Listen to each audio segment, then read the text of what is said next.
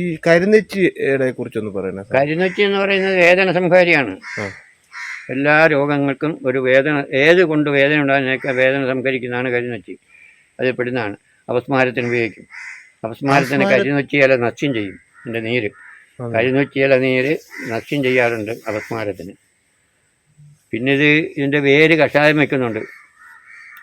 ഏതാ, കരിനെച്ചിയുടെ വേരും കുരുമുളകും എല്ലാം കൂടെ കഷായം വയ്ക്കുന്നുണ്ട്, മാറാത്ത പനികളെ ശമിപ്പിക്കാൻ.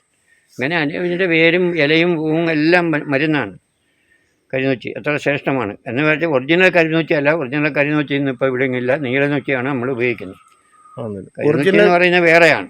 അതെവിടെ കിട്ടും സ്വാമി? അതൊന്നും ഇപ്പം കിട്ടാനില്ല. ഒരു തൈക്കൊക്കെ 3.5 ലക്ഷം രൂപ ചോദിച്ചേക്കുന്നു കരിനെച്ചിക്ക്. പിന്നെ എങ്ങനെ മേടിക്കും? ആരിത് മരുന്ന് ചേർക്കും? പിന്നെ അതിന് പകരമുള്ള ഒരു ചെടിയാണ് നമ്മൾ ഉപയോഗിച്ച് വരുന്നത്.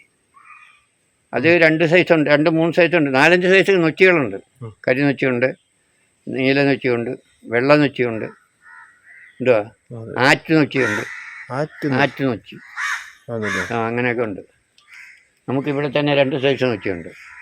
തൊലി ഇങ്ങനെ ചിരണ്ടി നോക്കിയാൽ വെളുത്തിരിക്കുന്നതും തൊലി ചിരണ്ടി നോക്കിയാൽ കറുത്തിരിക്കുന്ന നൊച്ചിയുണ്ട്. 2 സൈസുണ്ട്. ആ ചെറിയൊരു നൊച്ചിയുടെ എന്ന് പറയാൻ അതിന് ഒരു തൈക്ക് 350 രൂപ വിലയാണ്.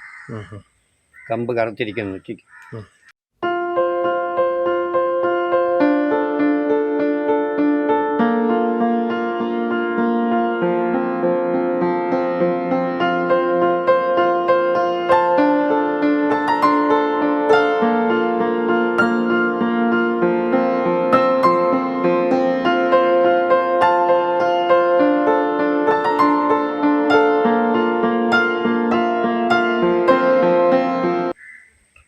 ഇതൊക്കെ സാധാരണ വെച്ചാണ്.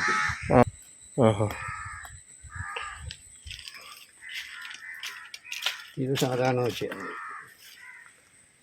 സാധാരണ വെച്ചല്ലേ?